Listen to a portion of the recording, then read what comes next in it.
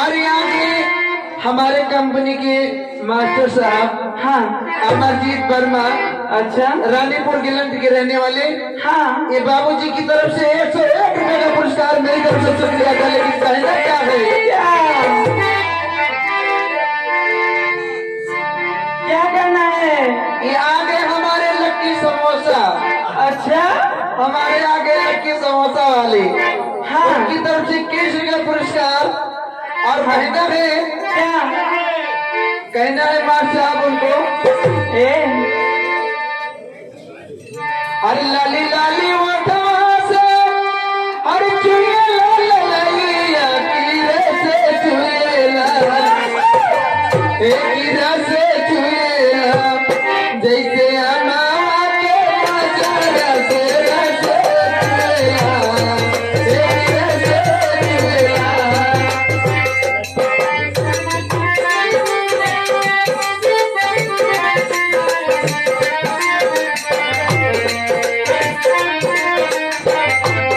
जैसे अनार के बाजार से रस चुएला, कीरा से चुएला।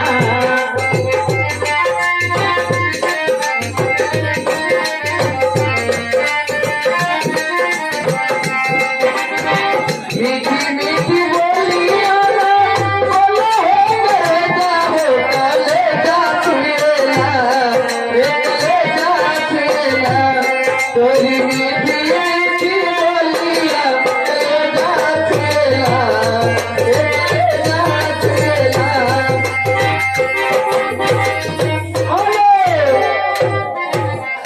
ये आगे हमारे लक्की समोसा वाले, जी हाँ उनकी तरफ से 11 रुपए का पुरस्कार हाँ आज मेरी तरफ से शुक्रिया था। और वो हिंदा लड़के, अरे हीरो हंडा लड़के, लगल बा हमरे पाछे गुंडा, हीरो हंडा लड़के, लगल बा हमरे पाछे गुंडा, हीरो हंडा लड़के।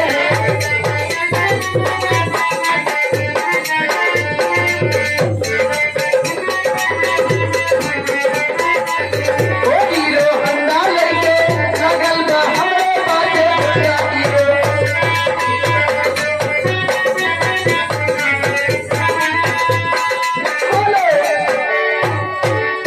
ये आ गए हमारे भैया जी विष्णु यादव, हाँ ये नारायण बाबूजी के भाई ने, अच्छा उनकी तरफ से 21 का पुरस्कार।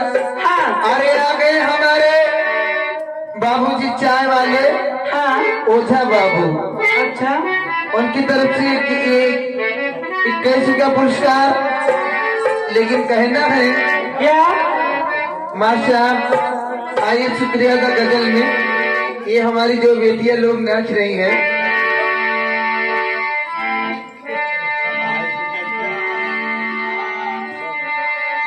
हर नजरिया के मारे, अच्छा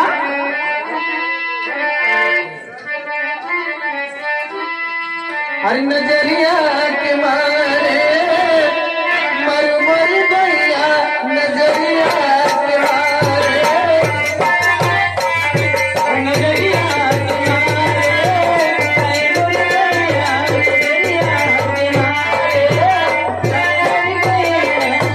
मर मर भैया,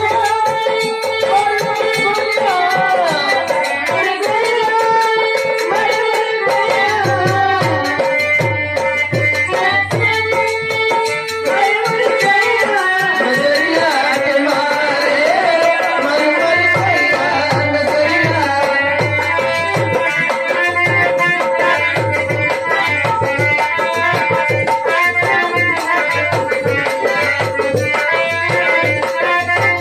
हेलो, ये आगे विष्णु यादव उर्फ लक्की, अच्छा ये बाबूजी की तरफ से 51 रुपए का पुरस्कार हाँ आज मेरी तरफ से शुक्रिया था। लेकिन कहना है, क्या अरे नजर के किरो लग जाए,